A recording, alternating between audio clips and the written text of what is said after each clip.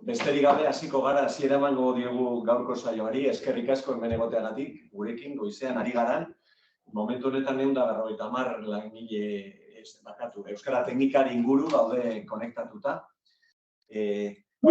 Hilabete, 6. plangintzaldian gaude, eta 7 hilabete inguru falta dira 7. plangintzaldiari hasiera emateko.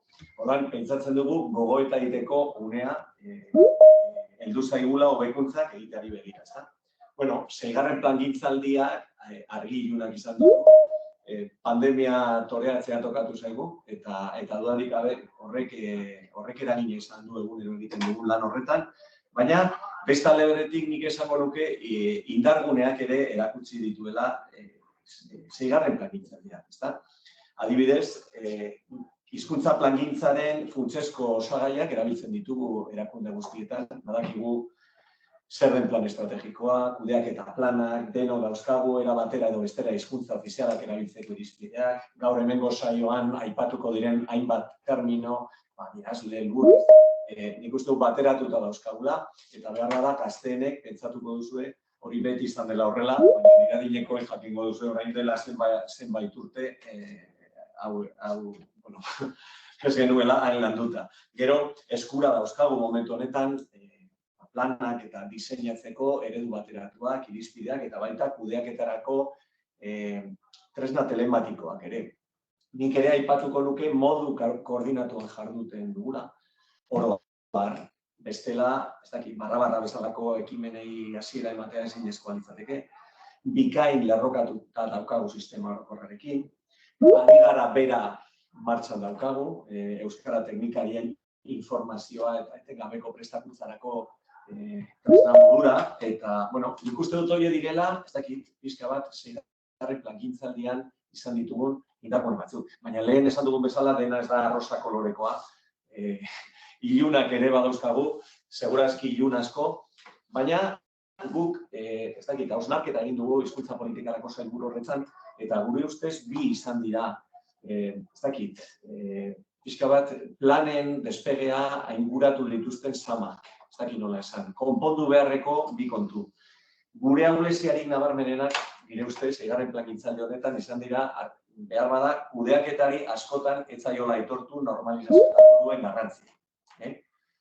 Eta kudeaketaz hitz egiten dugunean, ez gara abstrakzio bati buruzari, baizik eta, planak kudeatzeko egitura finkoa eta transversalaren beharrari buruzari gara.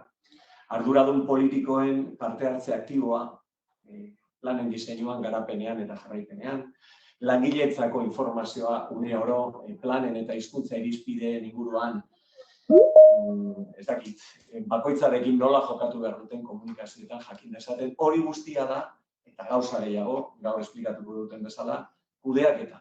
Eta behar bada, kudeaketan erakunde batzuetan ez dugu asmatu behar bezala, kudeaketa bat egokia eta eraginkorra sortzen, ez dakit, erabilera planeak horietan oinarritzeko.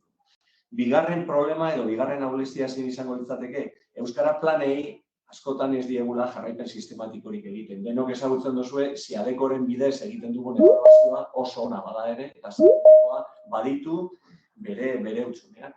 Esate baterako, ebaluazio horren bitartez lortzen ditugun datuak beti izaten dira datu orokorrak. Horrek zer esan nahi du. Guk jakin dezakegula zein den egoera udaletan, edo foru aldundietan, edo sektore publikoan, baina galdetzen baldin badigute eskualde horren egoera zein den, hori ez dakigula, are gutxiago udal konkretu batean. Horrek zaildu egiten du neurri batean hizkuntza politika egokia egiteko aukera. Ez dakit, proiektu bateratuak ezin ditugulako egin, ezin ditugulako multzokatu ezaugarri berberak dituzten erakundeak eta horiekin plan bereziak egin. Horiek guztiak oztopo dira guretzat, baina nik uste dut erakundeentzat, zuentzat oztopo handiagoa dela. Erakunde askok azken batean ezin dute neurtu euren adierazleen bilakaera. Erakunde horiek ezin dute euren burua konparatu beste erakundeekin eta jakin aurrera egiten duten, edo zenbateraino, edo nola daude kokatuta eta bar. Orduan, Hori guztia kontuan izanik eta gure bi kezka nagusi horiek kontuan hartuta, plangintzaldi berrirako ondorioak zein izango lirateke, edo ondorio nagusiak, alde batetik planen egitura, edo EMEA, denuzun bezala, egokitu egin behar dugula. Hor, egokitzapenak egin behar ditugu, kudeaketari pisu handiagoa emateko. Hori batetik. Eta bestetik, autoebaluaziorako bidea jorratu beharra dagoela. Hau da, seadeko egiten dituen ebaluazioekin batera, hasi behar dugu gure planak behar bezala neurtzen, hala egiten ez badugu behintzat. Orduan, gaurko saio honetan, horri buruz, egin ditugun gogoetak aurkeztuko dizkizuegu. Ez dira gogoeta itxiak. Dira proposamenak zuen lana errazteari begira.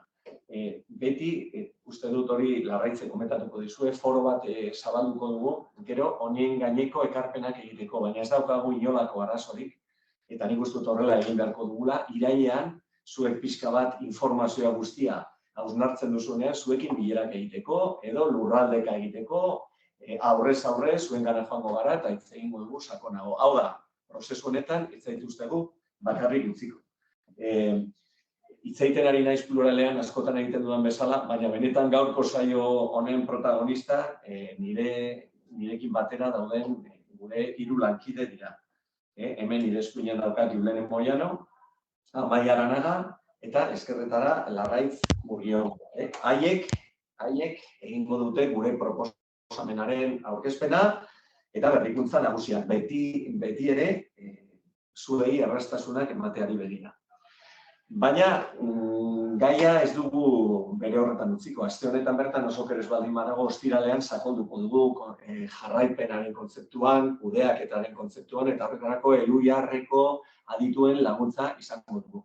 Badakit, hau antolatu genuenean, nola presentziala egin genuen, 35 lagunentzako tokia aurreikusi genuen, eta 5 minututan bete egin zen, orduan zuetariko askoek ez duzue aukerarik izan, prestakuntza saio horretan parte hartzeko. Lasai egon zaitezte, ze behar besteko ikastaroa egingo dugu, edo errepikatuko dugu, denok aukera izan duzazuen ikastaro horretaz gozatzeko. Gero, uztailean bertan, Siadekoren laguntza ere izango dugu, eta beraiek adibide batzuk emango dizkigute autoebaluazioaren inguruan. Zergatik uztailean? Uztailean egitea erabaki dugu, uztailean ja, segurazki abian egongo delako gure amaierako ebaluazioa, eta euskara teknikari batzuek adierazi digute, beraiek aprobetxatu nahi dutela, edo igual aprobetxatu nahi duzuela, amaierako ebaluazioa egiten ari garela, behar bada autoebaluazioan sakontzeko. Orduan, zenbat eta lehenago izan garbi kontzeptu horiek, orduan eta errezagoa egingo zaizue, zuen autoebaluazioa edo ebaluazioa egitea. Irailetik aurrera esan dudan bezala, jarraituko dugu honekin. Hemen gogoeta honetatik ateratzen den guztiak isla izango du hizketa berrian. Hizketa orain erabiltzen da, baina hizketa askoz ere hobea behar dugu, eraginkorragoa, hori guztia diseinatzen ari gara, eta horren gaineko argibide guztiak urrian, azaroan, emango dizkizuen. Orduan, lasai, 7 hilabete dauzkagu aurretik, baina lanpetuta egongo gara 7 hilabete hauetan, eta zuekin egongo gara behin baina gehiagotan.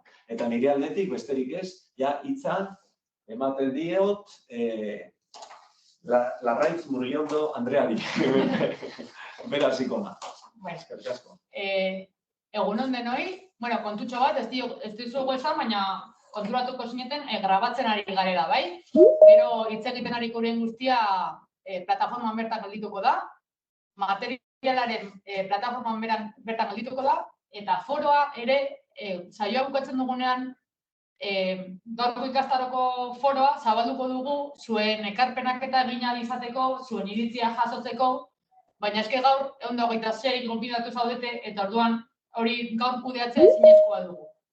Bai? Orduan, egongo da aukera hori idatziz bidaltzeko eta guk ahal dugun heinean erantzungo dugu edo galdera asko biltzen dugunean dokumentu bat igoko dugu edo dena delakoa, bai? Gaur behintzat ez gara hori guztia kudeatzeko gai. Bale? Hasiko naiz, PowerPoint bat partekatzen, mesedez, esan abisatu ikusten duzuen edo ez, bai?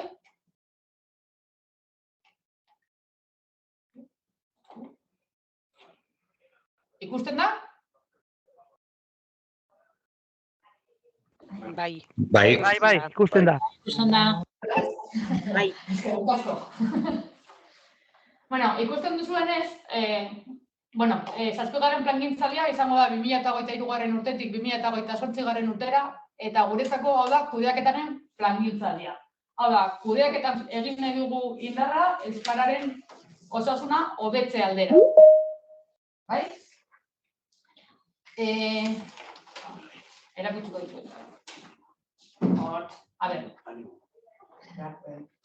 Gaur egungo egoera da, dekretuak ezartzen du, plangintzaldi bakoitzaren 3. eta 5. urtean, HPS Gobernu Kontseiluari txostena igorri behar diola plangintzaldiaren hasieran ezarritako helburuen betetze maila aurkezteko.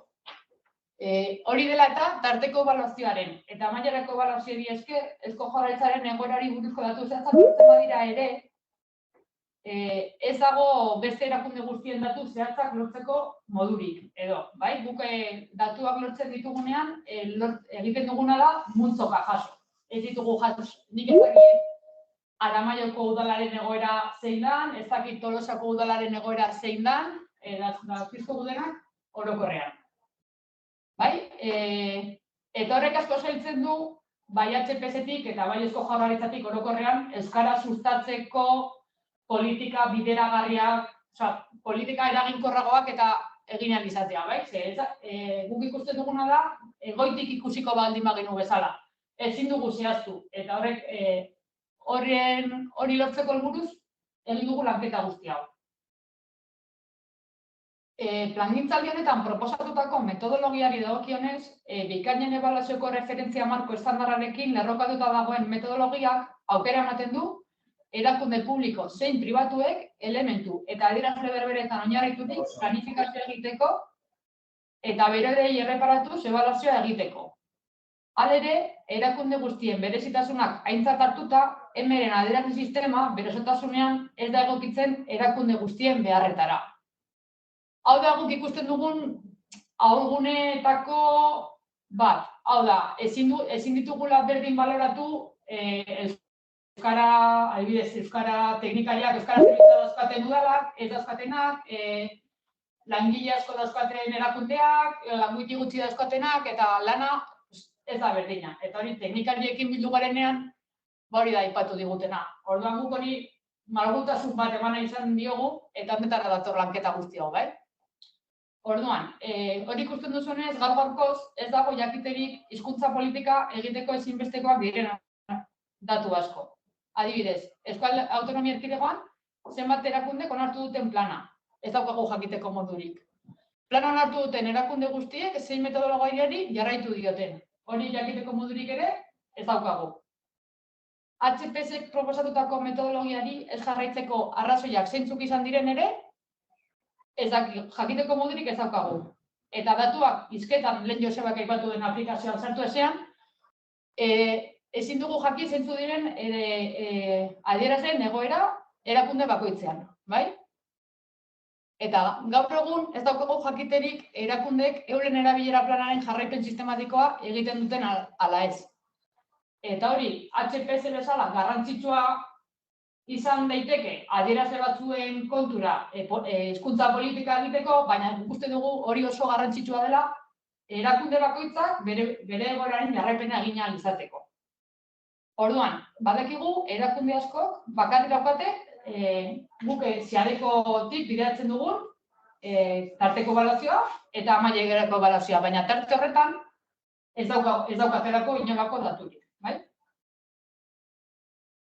Orduan, gu pentsatzen dugu, oraingo sistema, gu pentsatzen dugu, eta teknikariek esan digute, ez da batean piztu zaigula bonbila bat edo, oraingo sistema aldatu beharra dagoela, baina nola? Orduan, adierazlen sistema malgutu behar dugula. Egungo egitura zurrunetik aldendu behar dugu. HPS-ek plan eredua eskaini behar du erakunde bakoitzak bere realitate eta beharretara egokitu dezan. Baina beti ere, euskararen erabileraren normalizaziorako erakundi gaztientzat komunak eta ezinbestekoak diren adierazleak ahaztu barik. Hau da, saiatu garena egiten izan da, adierazleek komun batzuk danontzako baliagarria direla, bai erakunde txiki, bai erakunde handi, bai sozietate publiko, publikoa izanik, baina horiek izango lirateke minimoak edo hortik gora edo nojonarike. Gero, euskararen osasuna €1 neurtzeko ezinbesteko adierazle komun horiek identifikatu beharra da ikusi zen. Euskararen normalizazio prozesurako esanguratsuak diren adierazlarien jarraipena erraztu eta sistematizatu beharra dago. Hau da, jarraipena denok modu berean eta modu sistematikoan egitea uste dugu dela modurik errazena eta eraginkorrena gainera. Ze bestela gero nik adierazle bera modu diferentetan neurtzen baldin badut, gero emaitzak ezin dira alderatu haien artean. Gero, erakundearen hizkuntzen kudeaketa ondo izatuta geratu beharra dago sistema horretan. Dagokion lekua eman behar zaio. HPSek erakundeen eskura tresna sinpleak jarri behar ditu, planak diseinatu eta horren jarraipena eta ebaluazioa egin ahal izateko. Puntu hau da, teknikariek askotan eskatu digutena. Hau da, bete esaten digute, bai, hau neurtu behar da, baina nola? Ze baliabide ematen diguzue, ze tresna jartzen diguzue horretarako. Horren lanketa bat ere, horretan ari gara, ez aigu baztu, bai? Horretan ere lanean ibili gara. Eta planen jarraipen egokia egin ahal izateko eta tresna horiek erabiltzeko formakuntza eskaini behar dugu. Horretan gara, gaur da lehenengo saioa, ostiralean bigarrena, uztailaren lehenengo 15aldian hurrengoa, eta Josebak esan duen bezala beti prest daude formakuntza saio guztiak behar den guztietan errepikatzeko. Nahi baldin bada presentzial, nahi baldin bada online, gero badakizue, ari gara plataforma, badagoela aukera, iradokizunak egiteko eta proposamenak egiteko. Eta orduan, proposamen asko, iradokizun asko jasotzen baldin baditugu, adibidez, ez dakit, Bizkaiko, ez dakit nongo, igual presentziaki joan gaitezke eta han egin. Bai, kopuru bat bilduz gero. Foruarena ez dakit esan duzun, Larraiz, bai, foroa ikastaroaren gunean bertan, bai? Ze badago foro orokorra eta gunean bertan, goikaldean, ez da, lehenengo tarikoa agertzen da, lehenengo zabalduko dugu foro. Lehenengoa hori da. Edo zabalik dago, ja, ez da? Uste dut bai, albisteak jartzen du, Bai, hori da. eta hor behan nahi duzuen guztia idatzi dezakezue. Beti errespetuz, mesedez? Bale, a ber, gure asmoa da, erabilera planen etengabeko jarraipena egitea. Eta horrek esan nahi du, hizkuntza kudeatzeak, esan nahi du, hizkuntza helburuak zehaztu eta hauek lortzeko plan, ekintza, irizpide eta mekanismoak ezarri beharko direla. Erakunde bakoitzean. Eta horien jarraipena egin behar dela. Hau da, nik ezin dut ezarri eta gero gogoratu handik 5 urtera ze ekintza proposatu dudan, ekintza hori jarraipen bati egin ez baldin badiot. Bai? Eta hau da, inglesez ditzen dena PDCaz cycle, edo, barkatu nire inglesa. Ezkeraz izango litzatekena, planifikatu, egin, neurtu eta doitu zikloa, bai? Hau da, kudeaketa sistematikoaren atzean dagoena. Behin hori lortuta, zikloa berriro hasten da, baina ziklo PDCA zikloa bukatzen denean, SDCA zikloa bihurtzen da. Hau da, estandarizatu, egin edo garatu, neurtu edo egiaztatu eta doitu edo hobetu. Hau da, egiteko modua estandarizatuko du, sistematizatuko da, egonkortu egingo da.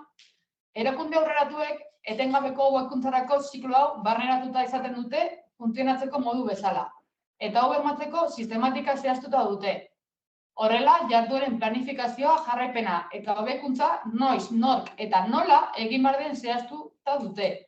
Hau egiteak hizkuntzen inguruko bizioa eta helburuak modu eraginkorrenean lortzen lagunduko dio erakundeari.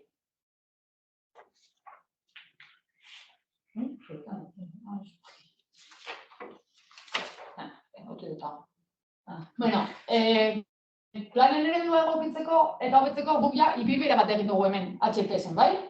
Nik esan nahi dizkizuet data batzuk, PowerPointa ikusiko duzu eta ikusten duzu zelako ibilbide marabilloso eta luzea egin dugun, baina gu hau lanketa egiten 2021ko otsailean hasi ginen. 120 kudeaketa plan ezberdin aztertu genituen, ikusi genituen zeintzu ziren ahulguneak, indarguneak, teknikariek zer eskatu ziguten, apirilean teknikariekin biltzen hasi ginen, fokus talde batzuk egin genituen, lan talde bat sortu genuen, eta 2021ko ekainean luia gehitu zen lanketa honetara. Ze pentsatu genuen beraiek kudeaketan adituak direnez, beraien laguntza beharko genuela gauza batzuk garatzeko. Ze guk ikusten duguna da, gure teknikariek edo eskatzen digutena, baina Lujarrek enpresa askotan egiten dut, eta orduan gauza desberdinak landu ahal izateko pentsatu genuen, beraien laguntza ezinbestekoa geneukala. Praktika honak eurek esperientzia errealak eta praktika hon asko ezagutuko zituzten eta bueno, aberaztu aldera lanketa hori, ezta? Hori da, eta batez ere, bereiek ikusten zuten, gure eme oso zurruna zela, erakunde diferentetara ezelako egokitzen. Orduan, ikusi genuen beharra gure eme hori lantzeko edo. Orduan, ikusten duzuenez, hori pintzen du, bai? Gure hausnarketa prozesua, HPS hasi zen, Lujarreko teknikariekin eta Eusko Jaurlaritzako hizkuntza normalizatzeko teknikariekin hasi ginen. Gero, proposamen bat jaso genuen, lanketa eta egokitzapenak egiteko, eta hori ikusten duzu Joseba Perez de Heredia berak kudeaketan aritua da, eta berak zabaldu zizkigun bide asko. Berak esaten duen bezala, euskararen kudeaketa baskula bat bezalakoa da. Pisatzen zara, flakatu behar duzu, zerra egin behar duzuna flakatu alizateko. Eta berriro ere, baskulara bueltatzen zara. Flakatu zara, bai, perfecto. Ez da flakatu, berriro hasi behar da prozesu guztia. Hori da berak ipintzen den adibidea, eta nik uste dut orain garai honetan oso grafikoa dela. Gero, zirriborroaren aurkezpena eta lehengo feedbackak jaso genituen, teknikarienak, SEADECorenak, foru aldundiekin bildu ginen, hiriburuetako udalekin ere bildu ginen, eta gero hasi ginen, beraiek egindako ekarpenekin edo, proposamenaren egokitzapena egiten eta SEADECorekin alderatzen. SEADECorena batez ere, beraiek egiten dituztelako baita arteko ebaluazioa, bai 10 egilerako ebaluazioa, eta adituak direlako kalitatezko azterketak egiten. Orduan, guretzako inportantea zen, ez da gure pedrada bat izan dela, baizik eta landu ditugula, suposatzen da bakoitza bere eremuan adituak diren enpresekin, edo sektorekin, edo pertsonekin, bai? Orduan, proposamen bateratu baten lanketa egin dugu SEADECorekin batera, badaramagu urritik edo azarotik, SEADECorekin lanketa bat egiten, proposamen desberdinak edo ikusten, eta, gaurko pausua da, proposamena aurkeztera ari garan egin, eta ekarpenak jaso eta landu.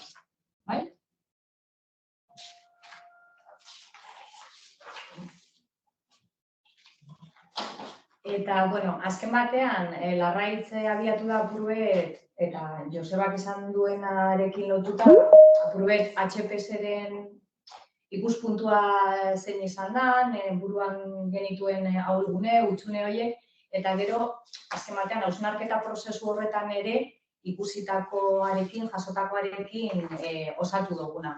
Hor daukazue PPT-an hausnarketa prozesu nolabait horren laburpena, lantaldea Larraitzek aipatu duen, HPS, Eusko Jaurlaritzako teknikariak eta Elujar. Zertarako abiatu genuen, emetik abiatuta erabilera planen markoan, sistemaren eta ebaluazioaren inguruko gogoeta bat abiatzeko, eta helburu nagusia azken batean bazan Eusko Jaurlaritzako sailetan eta erakunde autonomia dunetan, euskararen plan estrategikoen kudeaketa planak zehazteko markoa eta metodologia bat adostea, eta jarraipena eta ebaluazio egiteko sistema lantzea eta bian jartzea. Hori izan zen hasierako helburua.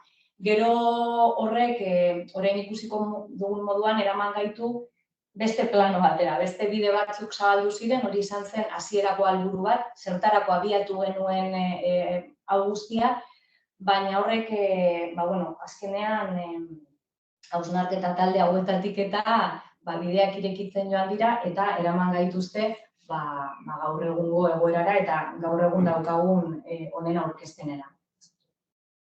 Azken batean, prozesu honetatik guztitik 3 helburu zehatz eta orokorraldi berean eta potolo, jakina.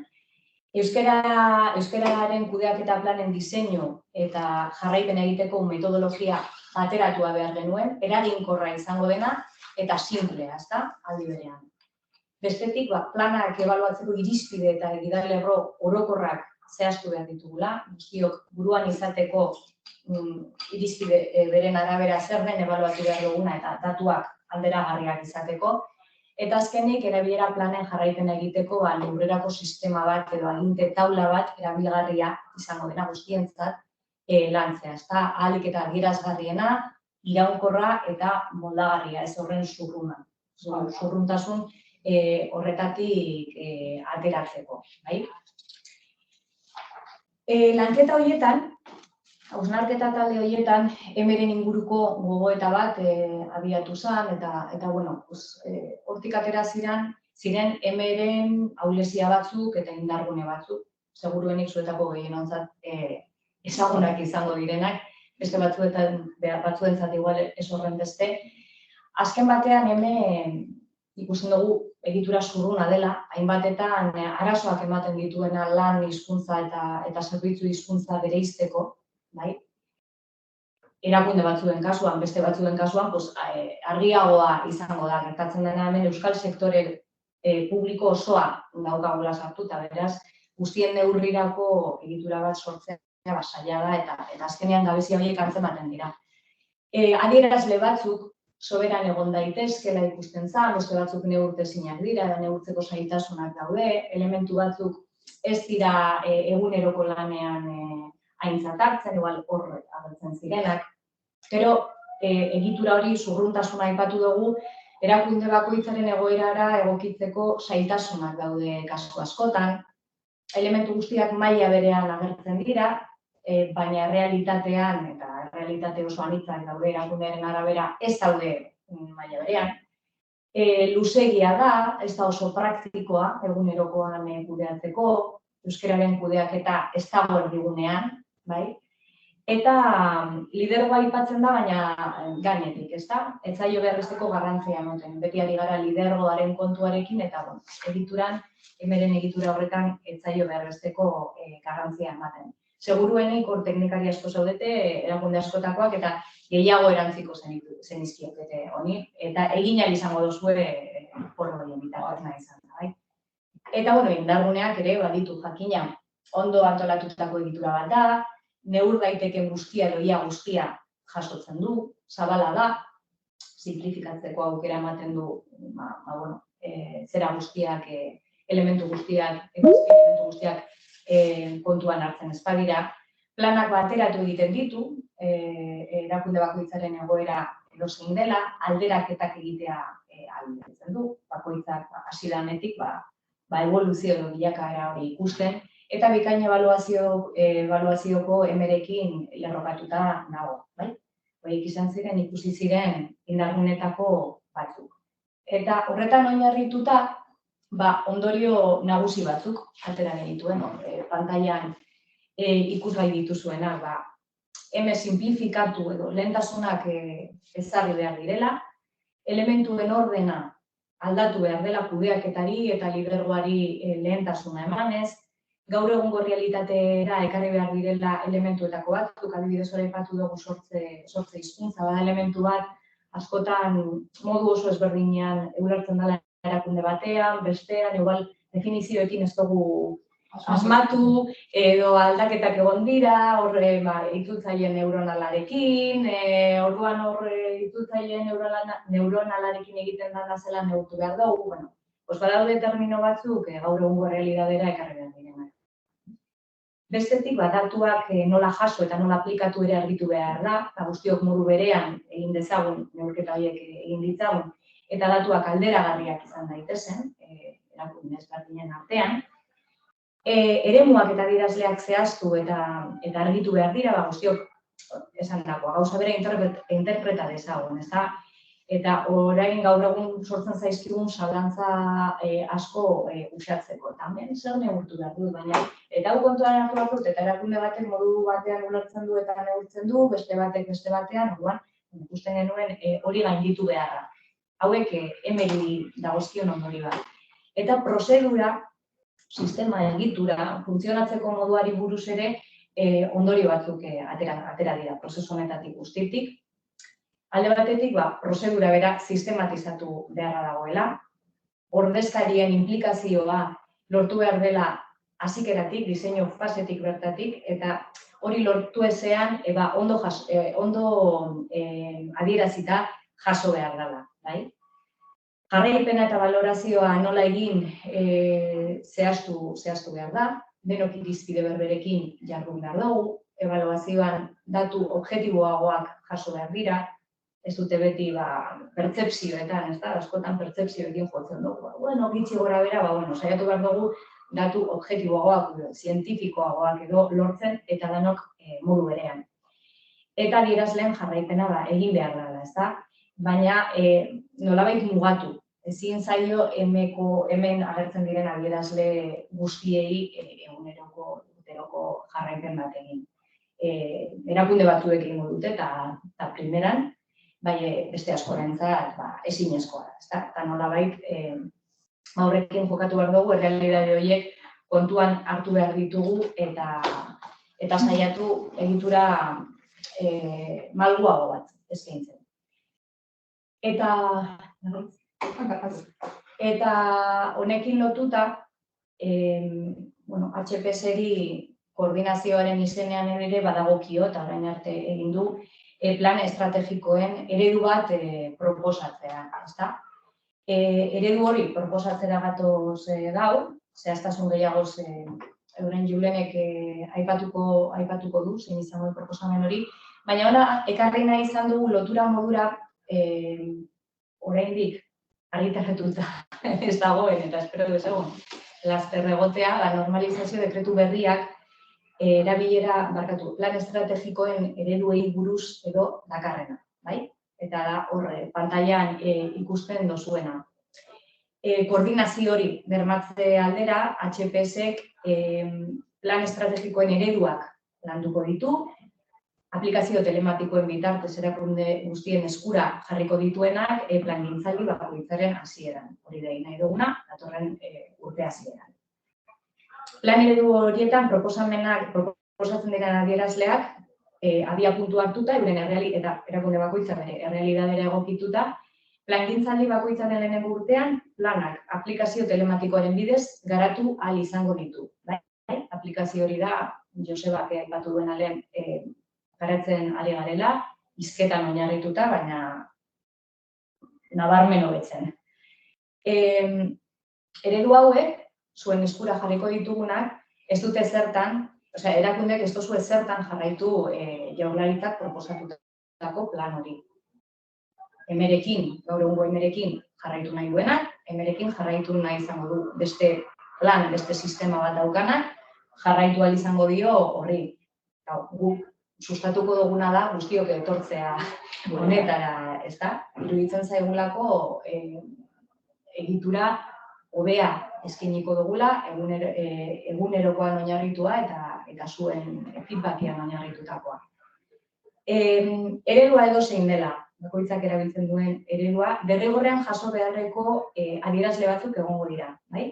HPS-ek finkatuko dituenak, eta adierazle horiek aplikazio horretan kargatu beharko dira. Hori izan daiteke erakundeen gutxieneko plan bat, horrela hartu nahi bada, adierazle horiei buruzko informazioa bai eman beharko dela, jarraipen hori bai egin beharko zaizkiola adierazle horiei, eta gero hortik aurrera bakoitzak berera egokitu. Esan bezala, plan estrategikoek erakundeen hasierako egoera jasoko dute, abiapuntu hori izan da plangintzaldi horretako helburuak finkatu, eta helburu horietako bakoitzean zer nolako emaitzak lortu nahi diren plangintzaldiaren amaiera. Gutxi gora bera hori ezaguna da, gaur egun daukaguna, bai? Orduen, hau da, jasota daukaguna dekretuan, bai? Horretan oinarrituta ere, eta egindako lanketan, proposatuko dizuegu oraingo sistema, eta orain zehaztasun gehiago Julenek azalduko duena, eta esandakoa prozesua luzea izan da, zuetako asko hartu duzue parte, guztiok ez, baina ez da bide itxi bat. Eskoaz orain goitik bera lan aldatzera, baina ekarpenak eta dena delakoak kontuan hartuko ditugu, eta nahi izan da, Josebak esan duen moduan, aurrez aurreko edo online bidezko lanketak egin, gauzak argiteratzen ez direlako, ekarpen potoloak egin nahi direlako, zuen ezarrenara gaude, bale? Eta, Julen ere basatuko diotitzen. Bale, haupa. Nire zati hasteko nik datu bat eman nahiko nizueke, bai? Larraitzek aipatu dau ez daukagula datu zehatzik. Gutxi goraberako datuak ditugu hainbat iturritatik jasotakoak, bai, eta horretan BHPSek bide luzea dauka, bai, bere kudeaketa behar bezala egin ahal izateko, bai. Bide batetik eta bestetik jaso ditugun datuen arabera, gutxi gorabehera 6. plangintzaldian HPSek proposatutako metodologiari 201 erakunde publikok jarraitu diote gutxi gorabehera. Batzuek ez osotasunean, baina bai hasi dira kuantifikatzen adierazleak plangintzaldiaren hasieran, bai. Horietatik 172 izan zarete udalak, bai. Zuetariko batzuekin hitz egin da, bai, eta berriro errepikatuko dut nire lankideek esandakoa, bai, batzuek azpimarratu duzue metodologiaren bi abantail, bai. Bata da bateragarritasuna, bai, adierazle sistema baten arabera guztiok aritzea, bai, erakunde publikoek, bai, erakunde pribatuek, bai, eta datuen alderagarritasuna, bai, bai, erakunde baten barnean, bai, aldi diferenteak edo aldi diferentetako datuak konparatzeko, eta bai, kontuan izan da zuetariko batzuek kudeatzen dituzuela erakunde bat, baino gehiago, bai, ezaugarri antzekoak dituzten erakundeak izan eskero, metodologia honek ere eskaintzen dizue aukera datuak alderatzeko, bai. Baina guztiek, edo ia guztiek, bai, komentatu duzue, bai, edo zuetariko asko komentatu duzue, metodologia, bai, oso zurruna dela. Eta ez dela arazoak izan dituzuela, zuen erakundeen ezaugarrietara eta beharretara egokitzeko askotan, bai. Hori izan da guk izan dugun abiapuntuetariko bat, bai, eta gure sistema edo metodologia berriaren ezaugarri bat izango da malgutasuna, bai. Pasatuko duzue, bai, beitu. Kontuan hartuko dugu, batetik, erakunde guztiak ez direla berdinak, bai? Desberdinak dira tamainan, errealitatean, gune soziolinguistiko diferentetan daude, bai? Eta hori guztia, uste dugu kontuan hartu behar dugula, bai? Eredu berri bat eskaintzeko orduan, bai? Bueno, diaporama honetan saiatu gara islatzen zein den gaur egungo hemen oinarritutako sistema, edo sistemaren egitura orokorra, eta guk proposatu nahi dugun plan eredu berriarena, bai? Dakizuen bezala, hemek baditu bi ardatz, zerbitzu hizkuntza eta lan hizkuntza. 6 lehenengo mailako elementu, 17 bigarren mailako elementu, eta 37 hirugarren mailako elementu edo adierazle. Bai? Orduan, gaur egun proposatu nahi dugun plan eredu berriak, bai, baitu bi arlo, baina kasu honetan ja ez dira izango lan hizkuntza eta zerbitzu hizkuntza, bai? Orain ikusiko dugu, bai, pasatuko direla izatera, batetik kudeaketa eta bestetik erabilera. Naiz eta kontuan izan behar duzuen zerbitzu hizkuntza eta lan hizkuntza kontzeptuak ez direla desagertu, jarraituko dugu erabiltzen, bai? Bi arlo horien barnean, baitugu 12 azpi arlo, bai, horren ikusiko ditugu, eta 53 adierazle. Bale, pentsatuko duzue, helburuetako bat zan errastea eta laburtzea, eta ze egin duzue 6 adierazle gehiago jarri, bai? Batetik laburtu nahi genuen, baina bestetik betikoa. Nahi genuen islatu dana, bai? Orduan, lasai egon gehiago dira, baina plan honek lehen esan bezala, baina eta badeko ezaugarri bat da malgutasuna, bai? 53 adierazle hauek izan aldira erakunde aurreratuenek erabiliko dituztenak. Erabilia dituzte 53, erabilia dituzte beste 10 gehiago, haiek pentsatzen dutenak egokiak direla eurentzako, bai? Erabilia dira 20, bai? Erabilia dira proposatutako 15 gehi beste diferente batzuk. Zuek egokitu behar duzu sistema hau zeuen beharretara. Baina lehen, Amaiak esan dagoen bezala, dekretuarekin bat etortzeko gauza bat bai izango dela gutxienekoa guztiontzat. Gutxieneko plan eredu bat izango dugu guztiontzat. Plan hori, bi arloek osatuko dute, kudeaketa eta erabilerak, bai? 6 azpiarlo izango ditu, bakarrik 6 hartuko ditu kontuan, eta bakarrik 13 adierazle. Bai? Hori da, komuna gutxienekoa guztiontzat. Handik aurrera, bakoitzak bere eredua moldatu beharko du, egokitu beharko du, erakundearen beharretara. Bai? Ondo? Ez pentsau, dona katona egin ostean aukeratu ditugula 13 adierazle horiek. Horretarako ere, hainbat teknika irekin, lanketa eta hausnarketa prozesu bat egin dugu, eta horren ondorioz, atera ditugu 13 horiek. Eredu berria da, bai eta ez. Enek daukan onena hartu dugu horretarako. Egin duguna izan da, saiatzea pixka nolabait hobetzen eta egokitzen ikusi ditugun akatzak kontuan izan da, edo gabeziak kontuan izan da. Ez da izan, Artzipesek erabaki duen, hausnarketa prozesu batetik abiatu gara, teknikariekin, ez guztiekin imposiblea delako, baina zuetako batzuekin bildu gara eta plangintzailean zehar izan dituzuen kezkak, zalantzak, ezin egonak ere kontuan hartu ditugu, jaso ditugu, ematen du ezetz, baina entzuten dizuegu, Gero, lehen esan bezala, emeren edukialik eta gehien mantentzi izan da helburua, hain traumatiko ez izateko, ez da aldaketa totala baizik eta hobekuntza bat edo egokitzapena, Eta lehen aipatu bezala, askotako erakundetara egokitzeko gaitasuna eduki behar zuela ikusi dugu. Badakigu zuentzat, azkenean lan handia dela, plan bat proposatzen dugunean hori zabaldu erakundean ezaguna daia guztientzat eta orain bagatoz eta behin aldatzen dugu. Horregatik, saiatu gara eguneratzen, baina kontzeptuak eta hemen egondako guztia Ez batzuetan ikuste dut pertzepzioa deko zuela plangintzaldi eredua aldatzen dugula, baina lehen larraitzek aipatu duen PCAD ziklo horretan gu murgildu gara, doikuntzak egin ditugu, txekeatu dugu eta ikusi dugu hainbat gauza moldatu behar zirela, baina beti aprobetxatuz ondo eginda zegoena. Hemen daukazue plan eredu berriaren lehenengo partea, esan dugu bi arlo direla, kudeaketa batetik eta erabilera bestetik. Kudeaketaren barnean 5 azpiarlo daude.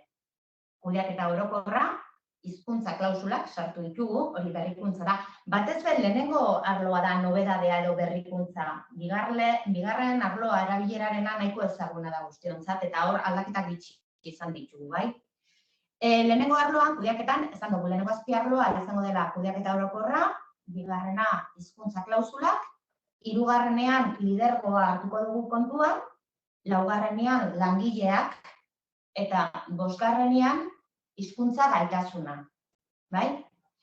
Eta bigarren arloan, erabileran, agertu zaizkigu batetik zerbitzu hizkuntza eta horren barnean irudia eta herritarrekiko harremanak, eta gero lan hizkuntza. Eta hor be aldaketa gitxi.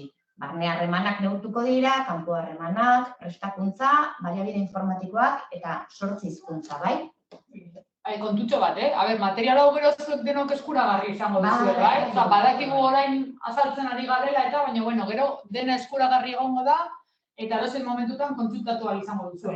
Saiatuko naz, lasai esplikatzen, lasai holan pixka bat ez galtzeko, baina ez azkartzeko be. Doituko dut, Orduan, hasiko gara pixkat begiratzen zeintzuk diren kudeaketaren barnean dauzen adierazleak. Hor ikusiko dituzue kolore diferenteak. Bakarrik erreparatu behar diezue, bakarrik ez, baina bereziki erreparatu behar diezue urdin ilunez dauden horiei. Horiek izango dira gero gutxieneko sistemara eramango direnak. Holan islatu ditugu zuek ikuspegi orokorra ikusteko edo izateko. Orduan, kudeaketaren barnean, baditugu 16 adierazle, Eta horietako 4 pasatuko dira gutxieneko sistemara. Guztiok neurtu beharko ditugu 4 adierazle horiek. Bai?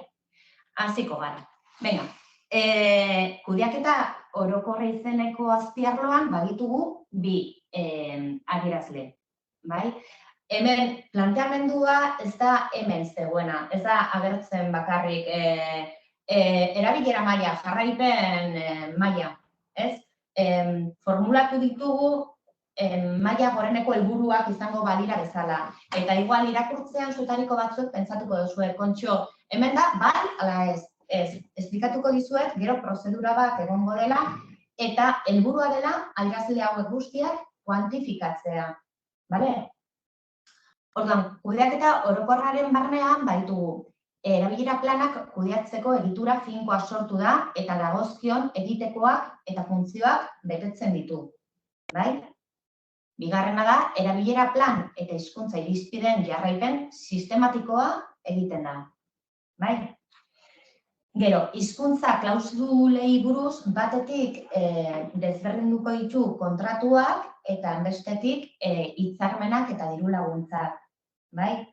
Eta batetik neurtuko dugu txertatze maila eta bestetik neurtuko dugu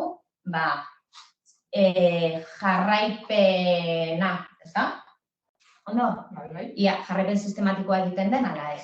Orduan, 3. da kontratuetan hizkuntza klausulak txertatzen dira, 4. diru laguntza eta hitzarmenetan hizkuntza klausulak txertatzen dira, bai? 5. izango da gure gutxieneko sistema horretara pasatuko den lehenengo adierazlea eta kontratuetan hizkuntza klausulen betetze mailari jarraipen sistematikoa egiten zaio. Eta 6. diru laguntza eta hitzarmenetan hizkuntza klausulen betetze mailari jarraipen sistematikoa egiten zaio. Bai? 3. azpiarloa lidergoa da. Lidergoaren barnean ikusiko dituzue 3 adierazle eta 3 horiek joango dira gutxieneko sistemara. Eta dira, arduradun politikoek parte hartzen dute erabilera planen diseinuan, garapenean eta jarraipenean. Arduradun politiko eta teknikoek jarrera proaktiboa erakusten dute, erabilera planean finkatutako helburuak bete daitezen. Eta 9. da, izendatutako arduradunek dagozkien adierazleak biltzen dituzte, erabilera planean zehaztutako moduan. Bai? Pentsatu aldozue, zer da jarrera proaktiboa? Zer da parte hartzea? Hori guztiak lehen mailak aipatu duen bezala, jungo zaizue ondo azalduta prozeduran. Bai, Sarekorekin batera lantzen ari garen prozeduran. Atzo bertan jaso genuen azkenengo zirriborroa, ondino ez dugu izan astirik aspertzeko, baina, bueno, jungo gara zehazten, doitzen, eta ja dekogunean, eta zuen ekarpenak be txertatuta, helaraziko dizuegu, bai? Beste atal bat izango da langileena, eta hemen igual ja pixkat ezagun hau egingo zaizkizue adierazleak. Hemen ben neurtzen zirelako, edo galdetegian agertzen direlako, bai? Langilei erabilera plan eta hizkuntza irizpideei buruzko informazioa ematen zaie eta argi dute beren jardunean zeintzuk bete behar dituzten, bai, hori berria. Baina 11. da, langileek dagozkien hizkuntza irizpideak betetzen dituzte, langileek erabilera planean zehaztutako ekintzetan hartzen dute parte, eta langileek iritzi positiboa dute euskarak erakundean duen bilakaeraz. Ikusten duzue ja batzuk agertzen ari dira hemen ja zeudenak. Bai? Eta gero, gaitasuna ere neurtuko dugu arlo honetan, kudeaketa arloan, bai? Baina hemen ez bezala, hemen neurtuko duguna ez da euskara gaitasuna orokorrean, bai? Edo hizkuntza gaitasuna. Neurtuko dugu gaitasuna lanpostuaren funtzioak ahoz zein idatziz betetzeko. Bai, langileenak eta baita ere ordezkarienak. Bai, arduradun politikoenak. Ondo? Bai. Gero, bestetik badaukagu erabilera. Erabileran, bai, baditugu 9 adierazle gure gutxieneko sistemara pasatuko direnak. Bai? 5 zerbitzu hizkuntzari dagozkio eta 4 lan hizkuntzari dagozkio. Ikusiko duzuen nahiko, orekatuta dagoela 4 kudeaketa, 5 zerbitzu hizkuntza, 4 lan hizkuntza. Hemen ja nahiko ezagunak izango dira adierazleak, ez dago aldaketa askorik, bai? Zerbitzu hizkuntzan badaukagu irudia eta bertan euskararen erabilera eta presentzia neurtuko da bai errotulazioan, argitalpenetan, agerraldi publikoetan eta webgune eta sare sozialetan. Herritarrekiko harremanak ere neurtuko ditugu, bai? Eta hemen bai eskaintza, bai eskaera proposatzen da neurtzea. Lehenengo laurak, edo lehenengo bostak barkatu, gutxieneko sistemara pasatuko direnak, erakundeek egiten duten eskaintzari buruzkoak dira. Bai? Erakundeak euskaraz jarduteko eskaintza aktiboa egiten die herritarrei, ahoz, herritarrek hizkuntza aukeratu baino lehenago, eskatzen duten herritarrei euskaraz ematen zaie zerbitzua ahoz, herritarrentzako ekitaldi eta ikastaroak euskaraz egiten dira, herritarrei euskaraz edota elebitan bidaltzen zaizkie dokumentuak, eta herritarrek euskaraz aurkeztutako dokumentuei edota euskararen aldeko autua egin duten herritarrei euskaraz erantzuten zaie idatziz. Bai? Eta gero, bestetik, aukera izango duzue, beharrezkoa ikusiz gero, herritarrek egiten duten eskaera neurtzeko, ahoz eta idatziz. Barne harremanetan, bai, ekozue lan bilerak euskaraz egiten dira, lankideen arteko ahozko lan harremana euskaraz izaten da eta adierazle hori pasatuko da gutxieneko sistemara, lankideen arteko ahozko harreman ez formala euskaraz izaten da, erakunde barruko idatzizko lan komunikazio ofizialak euskaraz egiten dira, eta, hurrengo biak berriak dira, orain arte hemen ez ziren agertzen. Erakunde barneko prozedura administratiboak euskaraz jartzen dira abian, eta xedapen orokorrak euskaraz jartzen dira abian. Horiek biak esan bezala berriak dira. Eta azkenik, atal honetan, lanari lotutako hizkuntza paisaia euskaraz dago. Eta, lan hizkuntzari dagokionez, badeko kanpo harremanak, bai? Batetik neurtuko dugu euskararen erabilera beste erakunde publikoekin, bai ahoz, bai idatziz, eta idatzizko komunikazioak izango dira kontuan hartuko ditugunak gutxieneko sistema horretan, eta bestetik enpresa pribatuekin ahozko eta idatzizko komunikazioak zein hizkuntzatan burutzen diren. Prestakuntzan hartuko dugu kontuan zein den erakundeak egiten duen eskaintza prestakuntza orokorrari dagokionez, eta langileek zenbatetan jasotzen duten prestakuntza orokor hori euskaraz. Eta bestetik, hau ere, berria da, hizkuntza trebakuntza eskaintzen zaien langilei ala ez. Gero eta gehiagotan, pilulak eskaintzen dira, soziolinguistikari buruzko ikastaroak, edo saioak, hori guztia kontuan hartuko da. Baliabide informatikoak ere kontuan hartuko ditugu, ia langileek euskaraz erabiltzen dituzten, euskaraz erabilgarri dituzten aplikazio informatikoak, eta sortzizkuntza, euskaraz sortzen diren dokumentuak. Eta hori ere pasatuko da gure gutxieneko sistemara. Beraz, hori izango litzateke eredu orokorra, menu osoa, zuek osatu aldo zuena, baina handik zuek aukeratu aldo zuek gehien egokitzen zaizuena. Baina beti kontuan izan da ezinbesteko adierazlez osatutako gutxieneko plan hori izan behar dugula guztiok. Eta, berriro ez dizkizuet irakurriko guztiak. Baina gauza bat, hemen Aitor Etxebarriak aipatu du txatean, ebaluazioari begira baino, plangintzaldi kutsua edo kudeaketa hartzen diola kutsu gehiago, adierazle gauzatu, ala ez gauzatu modukoak direlako. Adierazleak ez dira, hori da adierazle edo atalen formulazio orokorra. Julenek esan duen moduan, helburu, maila horreneko helburu moduan formulatu aldira, izan zitekeen txertatzen maila edo txertatu ditugu goreneko helburu modura. Baina hori zelan neurtu, hori da lantzen ari garena zeadekorekin, ez da izango bai ala ez. Zelan neurtu hori, zela ginketa egin, zer hartu behar lehen kontuan guztiok modu berean egiteko, hori da zeadekorekin lantzen ari garena, eta euki bezain pronto, hau da dator, uda ostean salduko dizueguna, baina ez dira izango bai ala ez modukoa.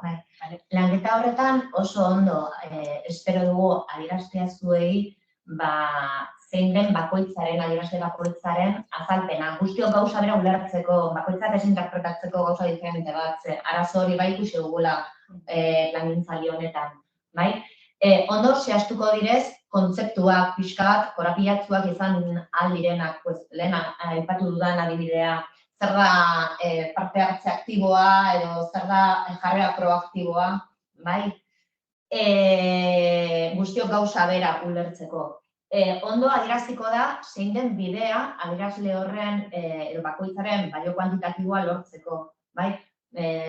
Batzuk lortuko dira biaketaren bidez, beste batzuk lortuko dira galdetegi baten bidez, bai solaskideak erantzun beharrekoa edo langileek erantzun beharrekoa orain arte bezala. Biaketaren bidez egin behar bada datu horren kuantifikazioa, ondo saiatuko gara adierazten zelan egin, bai, kuantifikazio hori. Guztiak modu berean. Eta nork. Ardura guztia Euskara Teknikariak izan ez hori da, bai? Ez bakarrik nola baizik eta nork egin beharko lukeen ardura guztia zuen bizkarren gainean ez jausteko, bai? Azkenean hori da kudeatzea, bai?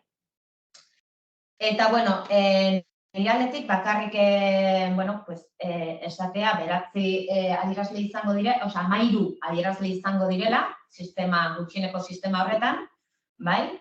4 kudeaketari dagozkio, hor dituzue, eta 4 horietatik 3 lidergoari dagozkio. Gero, erabileraren barnean 9 adierazle egongo dira, eta 9 horietatik 5 zerbitzu hizkuntzari dagozkio, eta 4 lan hizkuntzari dagozkio. Bai? Eta, bueno, gutxi gora bera, hau da, zuek landu behar duzuen, eta, bueno, oso denbora gitxian aurkeztu du, eta gauza asko dira, baina, bueno, denbora izango duzue, bai, aztertzeko ondo, bai, kezkak, zalantzak eta ekarpenak eta zuen iritziak foroan, bai, plazaratzeko. Eta guk HPS bezala ere, ez zaituztego bakarrik utziko, hau da, asmoa da guztiaren inguruko prestakuntza egitea, azalpenak ematea, zuei gauzak alik eta gehien erraztea, lehen esan bezala ekainaren 24 kudeaketari buruzko saioa egingo dugu, uztailaren 15 ziadekok ere egingo du kalitatearen inguruko saio bat, badaukagu asmoa saio guzti hauek berriro ere irailetik aurrera errepikatzeko, baina guk nahi genuena da, hau, zuei aurkeztu, zuek denbora izan dezazuen begiratzeko, lantzeko, nahi baldin baduzue, udan lasaiago baldin bazaudete edo begiratzeko, oporretan ez, deskantzatu denok. Baina gero uda ostean berriro kainazteko, baina ez batean uda ostean sekulako sustoa hartzeko, bai?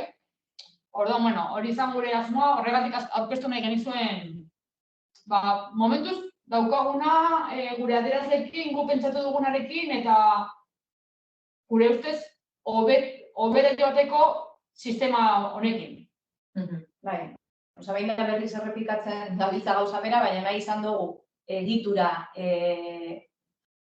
egokitu, gaur egungo egoerara egokitu, eta beti aipatze ditugun gaiei dagokien garrantzia ematea, kudeaketa, lidergoa, jarraipena eta bat eta beste, eta nolabait diseinatu tresna bat erakunde guztientzako malgua izango dena, ari naiz zeraginte panel edo 13 horiei buruz, laburra izango dana, eta gero aukera eman bakoitzak bere plangintzaldian beste guztiak sartzeko, erantzeko berriak, hau ez, baina nik erantziko dut hau. Nolabait, erakunde bakoitzaren subirotasuna hori. Azpimarratu bakoitzak autoebaluaziorako azkenean aukera hori izateko, eta bueno, guztientzako, uste dugu, egokiak izan daitezken 14 horiek, bai jaso, geho HPS modura koordinaziorako datuak edukitzeko, zeuek ere alderatu ahal izateko erakundeak euren artean, ikusteko zelan goazen, ondo goazen, esko goazen, bat eta beste. Baina, bueno, gure helburua izan da, zuei ere bidea erraztea, nolabait, orain esaten zu, erraztu. Orain ez dakitzen bat, hauek derrigorrean igo behar ditugu, baina ez hartu sustoa. Dakit igual izan daitekela sustoa apurtzuet gaurkoa, baina gero jasoko duzue atzetik dagoena, zelan neurtu behar den hori. Neurtuko den hori ahalik eta modu errazenean beti ere datuak adierazgarriak izateko, baina modurik simplenean, guztiok modu berean. Orduen, eskatzen dizueguna da, patxadaz ikusi, orain badakigu luzea dela, aipatu ditugu danak, Julenek ahal izan duen moduan eta harina izateko helburuarekin ere, baina badakigu asko direla, eta orain, tarte bat hartu, ikusi, eta zeuen feedbacka jasotzeko irrikitan. Bale? Gure aldetik, ezer gitxi hau.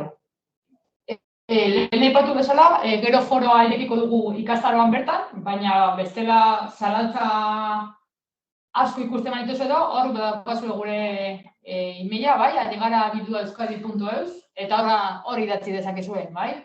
Saiatuko gara erantzuten, igual banan ezin izango dugu egin, baina batzuk jasotzen ditugunean, erantzungo ditugu, ikastaroa beti egongo da irekita, orduan beti sartuta izango duzue, zer berria igotzen dugunean bidaliko dizuegu mezu bat, eta, hori izan da gure... Eskerrik asko, Rebeka.